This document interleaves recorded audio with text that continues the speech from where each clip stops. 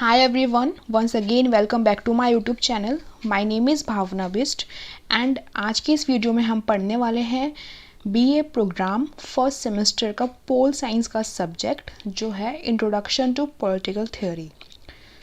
आज की इस वीडियो में हम बात करेंगे आपका बीए प्रोग्राम में जो पॉलिटिकल साइंस का पेपर है जिसका नाम होता है इंट्रोडक्शन टू पॉलिटिकल थ्योरी, उसके बारे में हम आज पढ़ेंगे। तो सबसे पहले हम सिलेबस देख लेते हैं इसका। तो इसमें आपके सिलेबस में सिर्फ 2 चैप्टर्स हैं। The first chapter is about what is political theory and what is it's relevance, and second chapter is about concepts. In the second chapter, we will talk about 4 concepts: liberty, equality, justice and rights. Okay, so first chapter में हम बात करेंगे कि that what is political theory and what is its relevance. Relevance का मतलब है कि क्या इसकी relevance है, मतलब कितना हद तक ये हमारे साथ relevant है, हमारी contemporary society में कितना relevant है, इसके बारे में हम बात करेंगे। ओके, तो शुरू करते हैं हम अपना चैप्टर आपका शुरू होता है पॉलिटिक्स से। अब फर्स्ट है व्हाट इज़ पॉलिटिक्स। तो हम समझेंगे कि पॉलिटिक्स क्या है। अब आपको पता है पॉलिटिक्स को अगर हिंदी में बोलेंगे तो राजनीति, और आपको पता है कि राजनीति क्या होती है, बट हम देखेंगे कि इसमें क्या लिखा हुआ है। तो हर कंसेप्ट को आप अच्छे से समझने की कोशिश करना। ये सब्जेक्ट इतना ईजी नहीं होता, इसमें आपको कंसेप्ट क्लियरिटी होनी चाहिए। ओके, सो हम रीड करते हैं अपना क्या लिखा है और मैं आपको समझाती हूँ। So first line, politics is the most important activity of organise life in society. अब देखो पॉलिटिक्स की बिना तो सोसाइटी हमारी चल ही नहीं सकती। अब आप इंडिया का example low. India is a democratic country, और यहाँ पे जितना भी हमारे लीडर्स हैं, हमारे प्राइम मिनिस्टर हैं, प्रेसिडेंट हैं, चीफ मिनिस्टर्स हैं, वो हमारी सोसाइटी को रन करते हैं। और वो रन कैसे कर पाते हैं? जब वो पॉलिटिक्स में इन्वॉल्व होते हैं, जो वो पॉलिटिकल लाइफ में इन्वॉल्व होते हैं। हम उनको वोट देते हैं, हम भी एक पॉलिटिकल लाइफ में इन्वॉल्व होते हैं ना, तभी तो हम अपने रिप्रेजेंटेटिव को इलेक्ट करते हैं। तो मतलब पॉलिटिक्स एक ऐसी चीज़ है, राजनीतिक बहुत ज़्यादा इम्पॉर्टेंट एक्टिविटी है हमारी एक ऑर्गेनाइज्ड लाइफ के लिए सोसाइटी में। If one tries to argue that on a macro basis life without social और political thought, that is was wrong. तो मतलब पॉलिटिक्स के बिना हमारी लाइफ है, सोसाइटी है, ऑर्गेनाइज्ड वे में बिल्कुल भी नहीं हो सकती है। Why and in what manner people behave in their economic and political activities should be systematically studied. That is what the study of politics seeks to do, and political behavior is almost entirely linked to economic and social behavior and interest and vice versa. देखो politics को समझना बहुत ज़्यादा ज़रूरी है। Okay, साथ ही साथ हम पॉलिटिकल एक्टिविटीज़ को, इकोनॉमिक एक्टिविटीज़ को भी अच्छे से समझेंगे, क्योंकि मतलब पॉलिटिक्स को समझना बहुत ज़्यादा इम्पॉर्टेंट हो जाता है। और यहाँ पे लिखा है कि पॉलिटिकल बिहेवियर जो है वो हमारा ऑलमोस्ट पूरा का पूरा लिंक्ड है economic and social behaviour and interest के साथ। ओके, सो पॉलिटिकल बिहेवियर का मतलब सिर्फ ये नहीं कि राजनीति ही हो रही है, नहीं, उसमें हमारा economic as well as social interest and behaviour भी काउंट होता है। Nowadays, young people often pompously declare, I am not interested in politics. आपने ये बहुत लोगों के मुँह से सुना होगा कि मुझे राजनीति में कोई इंटरेस्ट नहीं है, I am not interested in politics.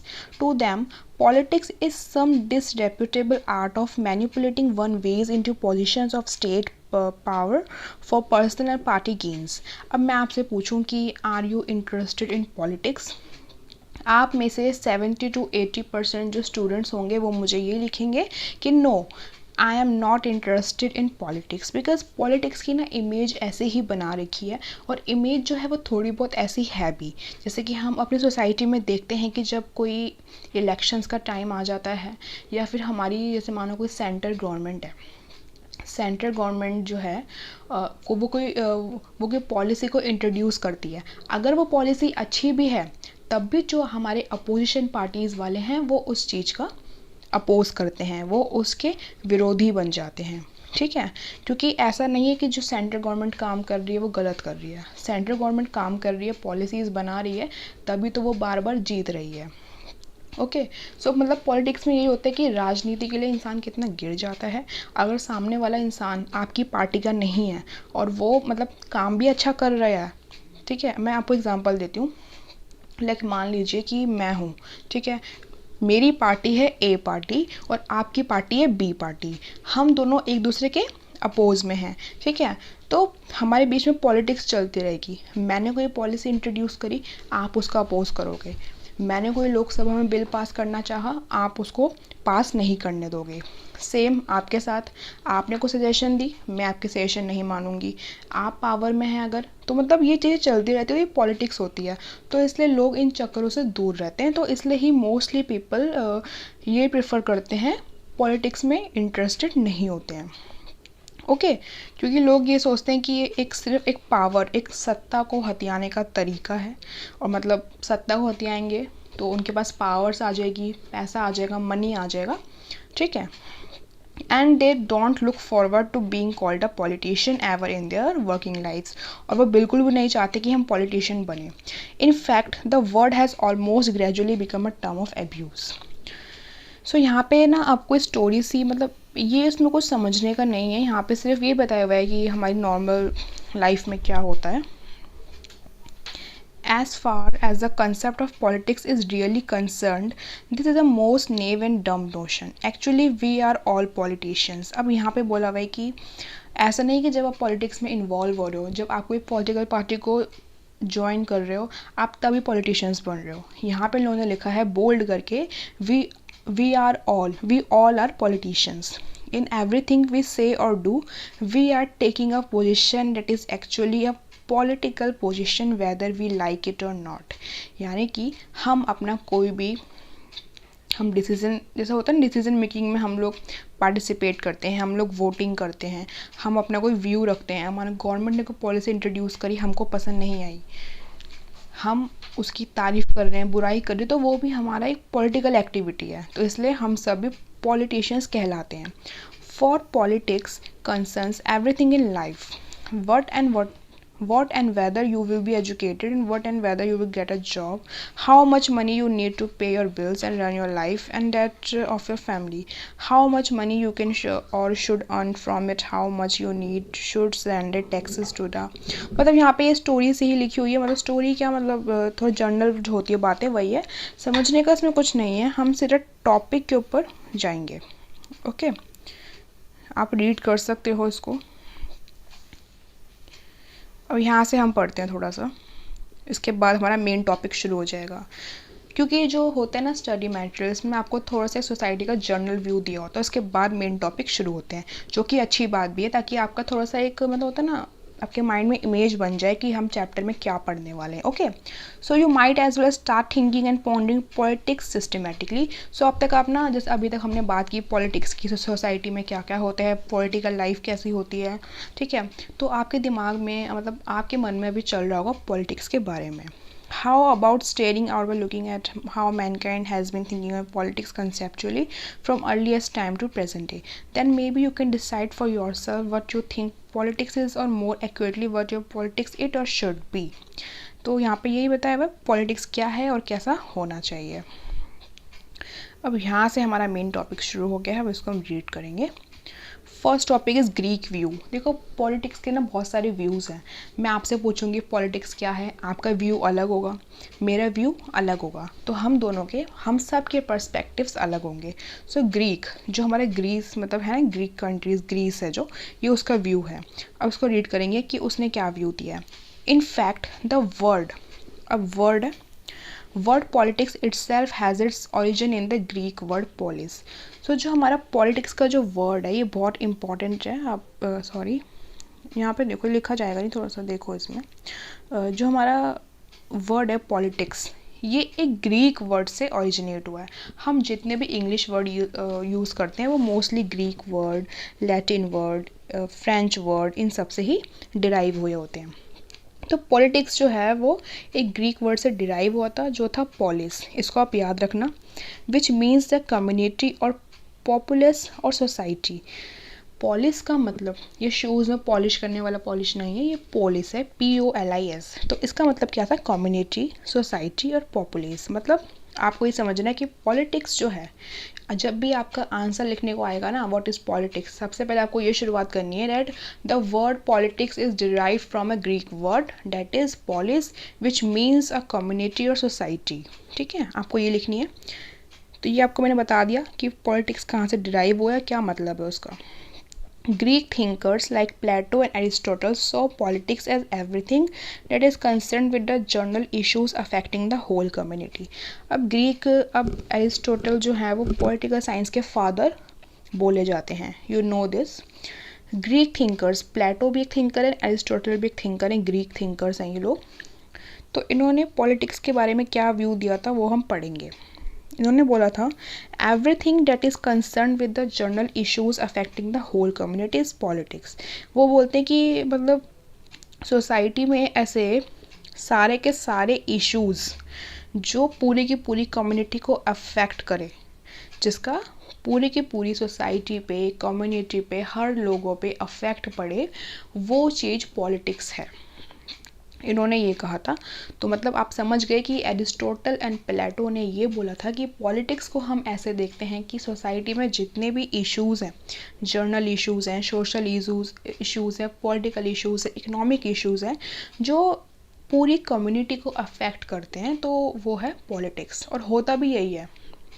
ठीक है, according to the Greek view the participation of each and every citizen in the life of the community is necessary for the self realisation of each human beings.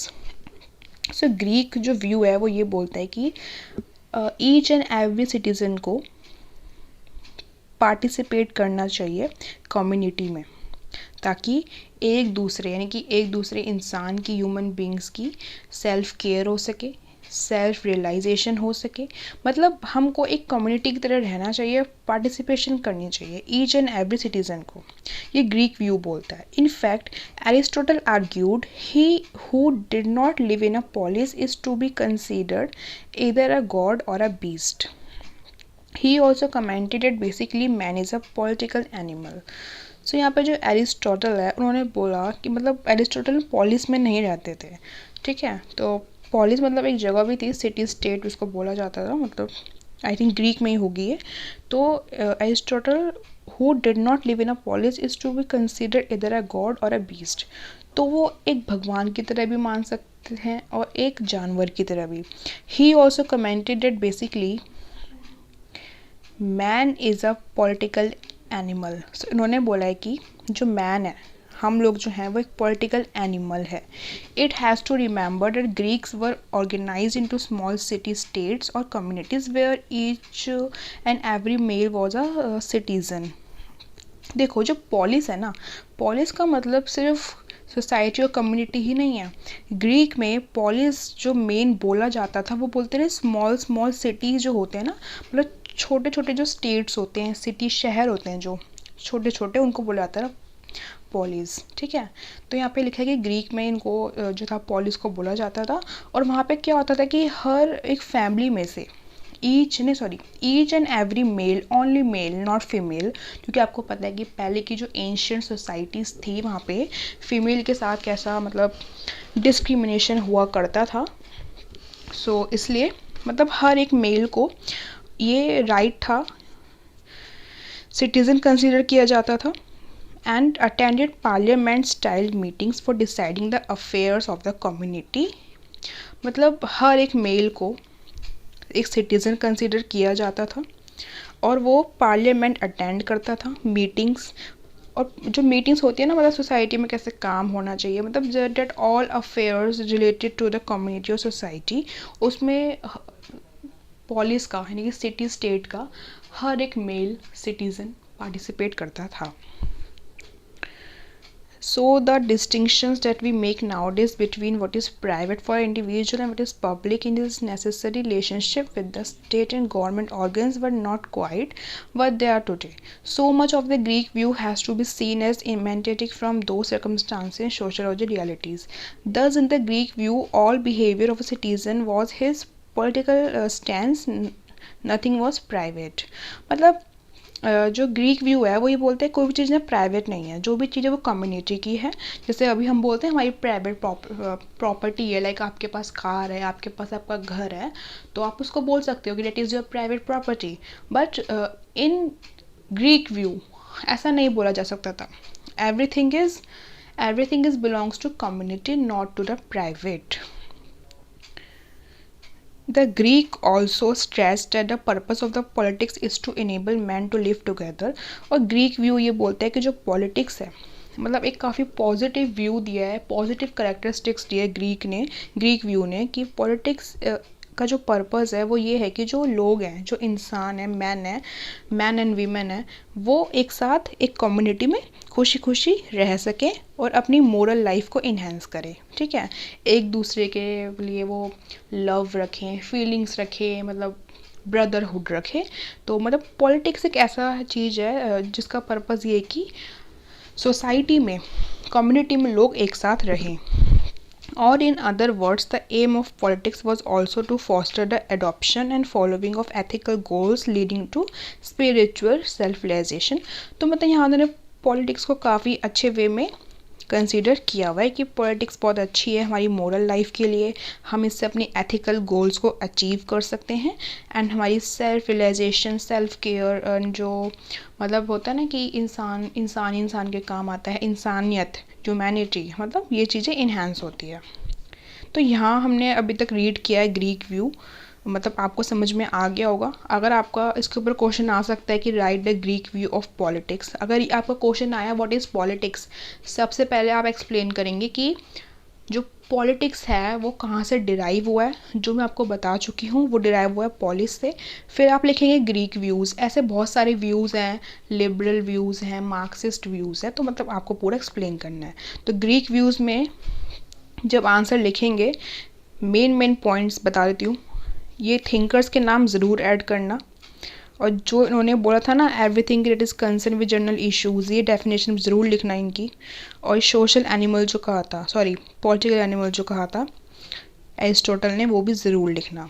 तो ये ना कुछ की points होते हैं जो आपके आंसर में होने चाहिए।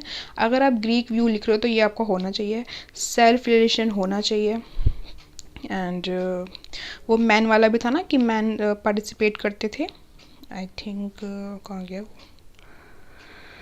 था इसमें कि जो मैन थे सोसाइटी के वो हाँ ये रहा, ईच एंड एवरी मेल, ये वाला, मतलब ये पॉइंट्स जो है ना, ये जो आपको मैंने समझाया अभी, आप ज़रूर लिखना।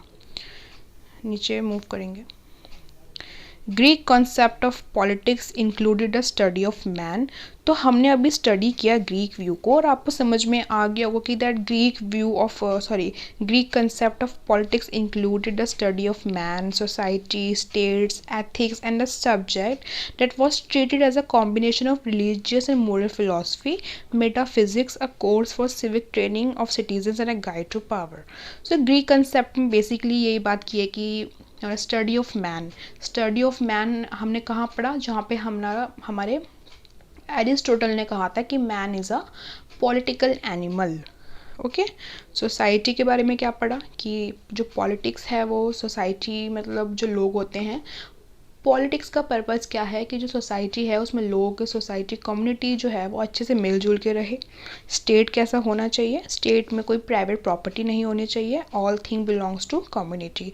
एथिक्स में हमने रीड किया कि जब हम साथ रहेंगे, पॉलिटिक्स जो है वो हम सबको साथ रखता है लोगों को, तो उससे हमारी एथिकल एंड मोरल वैल्यूज़ भी इन्हेंस होती है। ओके, आई होप आपको ग्रीक व्यू समझ में आ गया होगा। ग्रीक जो कंट्री है ग्रीस, उसका ये एक व्यू है ग्रीक व्यू। अगर अमेरिका ने कोई व्यू दिया होता तो वो होता अमेरिकन व्यू, अगर कोई इंडिया का व्यू होता तो वो होता इंडियन व्यू। तो कंफ्यूज मत होना वर्ड्स में। Okay, now we will move to our next topic, that is the view of politics as a study of the state. अब यहाँ पे एक व्यू और दिया है पॉलिटिक्स का, जिसने बताया है स्टडी ऑफ द स्टेट, मतलब पॉलिटिक्स को उसने कंसीडर किया है स्टडी ऑफ द स्टेट। कि पॉलिटिक्स क्या है, स्टेट मतलब कम्युनिटी, सोसाइटी। स्टेट का मतलब यहाँ पे ये नहीं है जो इंडिया के स्टेट्स होते हैं, नो, स्टेट मतलब society and community. With the decline of the city-state of the Greek sword and the rise of large empires, beginning with the Rome Empire, the notion of politics inevitably begin to be more and more link to the states. अब अभी तक हमने read किया था Greek का, अब यहाँ बताया गया जो पॉलिस था, जो सिटी स्टेट्स थे, स्मॉल स्मॉल सिटी स्टेट्स जो हुआ करते थे ग्रीस में, उनका डिक्लाइन होना शुरू हो गया। अब वहाँ पे एम्पायर्स आ गई, वहाँ पे किंग्स का रूल होना शुरू हो गया, और शुरुआत कहाँ से हुई थी? रोमन एम्पायर से। सो अब एम्पायर आई है, कोई किंग आया है, तो वो अपना जो कंट्री है, जो राज्य है उसका, वो अपनी तरह हैंडल करेगा। सो यहाँ पे शुरुआत हो गई थी कि वो इस चीज़ को स्टेट से लिंक करने लग गए थे पॉलिटिक्स को। तभी यहाँ पे हम ये पढ़ेंगे स्टडी ऑफ द स्टेट। जो ग्रीक व्यू था वो पॉलिटिक्स को सिर्फ स्टेट से रिलेट नहीं करता था, वो पॉलिटिक्स को रिलेट करता था मैन से, एथिक्स से, मोरल इश्यूज से, स्टेट से। बट जो यहाँ व्यू है वो सिर्फ स्टेट से ही रिलेट करता है। The idea of the state became accepted as the principal mode of human organization and developed with the rise of nation states, particularly since the close of the Middle Ages। तो यहाँ पे ये बताया गया है कि जो स्टेट का जो आइडिया था उसको एक्सेप्ट किया गया as a principal mode of human organisation, यानी कि जो स्टेट है, कम्युनिटी है, वो एक प्रिंसिपल मोड है ह्यूमन ऑर्गेनाइजेशन का, ह्यूमन सिविलाइजेशन का। एंड जो नेशन स्टेट्स थे वो भी डेवलप होना शुरू हुए मिडल एजिस में। हमने पढ़ा है कि नेशन स्टेट्स क्या होते हैं, नेशन स्टेट कैसे कैसे डेवलप हुए थे रोमन एम्पायर के टाइम में, जो भी हमारा मिडल एजिस था उसमें। Hence, subjects like international law also become a part of politics। तो इस समय क्या हुआ, इंटरनेशनल लॉज जो होते हैं वो भी पॉलिटिक्स के पार्ट्स बने। The state it become accepted would have monopoly of coercive power and the right to enforce obedience using police and military force। अब यहाँ पे देखो क्या हुआ, स्टेट को ही मेन प्रिंसिपल मोड बना दिया गया, मतलब स्टेट ही है जो है, चीफ जो है वो स्टेट है। तो स्टेट मतलब जैसे स्टेट है तो स्टेट की जो गवर्नमेंट है उसके हाथ में है ना सब। तो जो स्टेट है उसके पास मोनोपोली है कि वो किसी भी तरह की पावर का यूज़ करके अपनी बात को मनवा सकती है with the use of police, military forces. Okay, the state in practice main the government. देखो आपको मैंने बताया था ना कि स्टेट का मतलब यहाँ पे वो नहीं है इंडिया के जो स्टेट्स हैं Haryana, Punjab, Uttarakhand, no. The state in practice mean the government. तो स्टेट जहाँ पे लिखा आ गया उसका मतलब है government. Okay, because whatever was done in the name of the state was done by the government. और हम ऐसा क्यों बोल रहे हैं, क्योंकि हमारा स्टेट में जो कुछ भी होता है वो सरकार के द्वारा ही किया जाता है। अब मानो कि आपका हरियाणा स्टेट है, पंजाब स्टेट है, वहाँ पे जो भी काम हो रहा है वो आपकी गवर्नमेंट तो कर रही है, आप थोड़ी ना कर रहे हो उस काम को, ठीक है। इसलिए hence the study of the government organs like an institution become a part of the study of politics. So मतलब ये पॉलिटिक्स के आने के बाद स्टडी ऑफ स्टेट में सब इंक्लूड होने लग गया, international laws, study of government organs, जैसे हम पता है ना गवर्नमेंट का ऑर्गन्स है हमारे, एग्जीक्यूटिव, लेजिस्लेचर, जुडिशरी, सब हमने रीड करना शुरू कर दिया और ये हमारे पॉलिटिक्स के पार्ट्स बन गए। Also different forms of government like monarchy, aristocracy, democracy, federalism also become a part of the study of the state। and जो हमारे different forms of government है, monarchy, democracy, federalism, ये सब भी हमारे study of state में include होने लग गए। In the 20th century, the effect of public opinion, political parties and bureaucracy on government institutions were also included। so 20th century के आते आते politics में हमने क्या क्या ऐड करा, public opinions, political parties, bureaucracy and government, ये सब भी इंक्लूड हो गया। देखो यहाँ पे हम क्या समझने की कोशिश करें, कंफ्यूज मत हो। फर्स्टली हमने रीड किया ग्रीक व्यू को, तो ग्रीस जो था कंट्री, उसने अपने व्यू दिया था डैट पॉलिटिक्स क्या है। तो उसने ये बताया था पॉलिटिक्स एक ऐसी चीज़ है जहाँ पे लोग इन्वॉल्व होते हैं, कम्युनिटी इन्वॉल्व होती है एक दूसरे की हेल्प के लिए, एक दूसरे का अच्छा मतलब वेलफेयर के लिए। स्टेट होता है, कोई प्राइवेट प्रॉपर्टी नहीं होती। अब यहाँ पे जो हमने पढ़ा है वो हमने पढ़ा है politics as a study of state, यानी कि पॉलिटिक्स जो है वो स्टडी ऑफ स्टेट यानी कि स्टडी ऑफ गवर्नमेंट है। तो गवर्नमेंट है तो गवर्नमेंट के अंदर international laws, organs of government, ये सब तो इंक्लूड होंगे ना।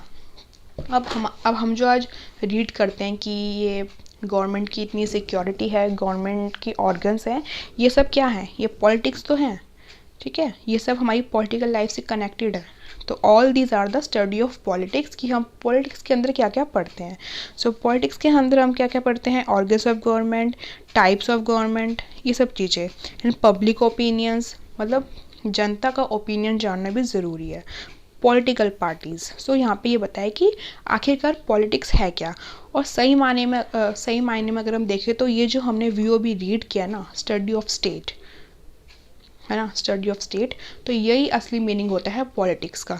जो ग्रीक व्यू था वो भी ठीक था, बट जो एग्जैक्ट है वो यही वाला व्यू है, क्योंकि अभी भी हमारी सोसाइटी में यही होता है। लाइक स्टेट गवर्नमेंट, कोई हमारे गवर्नमेंट है, सरकार है, उसको कोई अगर चीज़ को फॉलो करवाना है तो वो पुलिस की, मिलिट्री की हेल्प लेगी। तो ये जो भी इस पैराग्राफ में लिखा है वो बिल्कुल सही बैठता है हमारी पॉलिटिक्स के according. Politics as a dimension of social process. अब देखो यहाँ कंफ्यूज मत हो, यहाँ पे आपको ना पॉलिटिक्स को ना अलग अलग तरीके से समझाने की कोशिश करिए। इससे पहले हमने रीड किया था कि स्टडी ऑफ स्टेट, अब यहाँ पे है डायमेंशन ऑफ सोशल प्रोसेस, इसको हम रीड करेंगे। It was realise over time that politics as a study of state and institution of the state like the government bodies does not go deep enough into various aspects of the political life of a citizen. इस चीज़ को realise किया गया कि जो politics है वो सिर्फ एक स्टेट यानी कि गवर्नमेंट एंड उसके इंस्टीट्यूशंस तक ही लिमिट रह चुकी है, यानी कि सीमित रह चुकी है। और वो जो पॉलिटिकल जो लाइफ है सिटीजन्स की, पीपल की, उसमें वो नहीं जा पा रही है। The ordinary citizen and his political life is an interaction between him and the society and polity of which he is a part. So जो ordinary citizens हैं, जो common man हैं, और जो political life है, वो एक interaction होता है society के बीच का, मतलब उनके और society के बीच का। To understand politics, therefore, one has to understand the whole social process and phenomena. अब यहाँ से आपको समझ में आएगा। To study politics as a social science and as a dimension of social phenomena, social process however leads to divergent views. अब आपको मैंने बताया था ना, व्यूज़ है बहुत सारे, और व्यूज़ पढ़ेंगे यहाँ पे। Different schools of thoughts views the social process differently. Many people and thinkers at least times in history have propounded on the social process of politics, but a main school of thought that have made impact. मतलब इन्होंने बोला कि बहुत सारे views हैं, school of views को ना आप स्कूल ऑफ थॉट्स भी बोल सकते हो। यहाँ पे ये मत सोच रहे कि कोई स्कूल का नाम लिखना है, no, school of thoughts and views of politics are the same thing. तो यहाँ पे उन्होंने ये बताया कि इसके बहुत सारे व्यूज़ हैं, स्कूल ऑफ थॉट्स हैं, बट मेनली जो हैं जिनका इम्पैक्ट सोसाइटी पे पड़ा था वो है liberal view, Marxist view and common good view and study of power view. Total मतलब 4 व्यूज़ हैं। तो व्यूज़ से हम शुरू करेंगे नेक्स्ट वीडियो में। चैप्टर आपके सिर्फ 2 ही हैं। अभी मैंने आपको जितना समझा दिया है, अभी हमने इसके 3 टॉपिक डिस्कस किए हैं, जिसमें हमने अंडरस्टैंड किया है कि पॉलिटिक्स क्या है। आप इसके नोट्स बनाओ। वीडियो समझ में नहीं आया तो एक बार फिर से देखिए। कोई डाउट आता है तो प्लीज़ आप मुझे बताइए। अब मैं इसका सेकंड पार्ट आएगा, उसमें आपको लिबरल व्यू से मैं शुरू करवाऊंगी। सिर्फ 2 ही चैप्टर्स हैं, चैप्टरों को अच्छे से समझ लो, राइटर्स के नाम याद कर लो। जो मैं आपको मैंने इंपॉर्टेंट बता रही हूँ कि आंसर में ये लिखना है वो लिख के आना, बिकॉज आई नो कि एग्जामिनर को आंसर राइटिंग में क्या चाहिए होता है, और एक एग्जामिनर आंसर राइटिंग चेक करते हुए क्या चीज़ को ढूंढता है। ओके, सो प्लीज़ आप चैनल को सब्सक्राइब करें, वीडियो पसंद आया तो लाइक करें। अब हम मिलेंगे अपनी नेक्स्ट वीडियो में, तब तक के लिए टेक केयर, बाय बाय।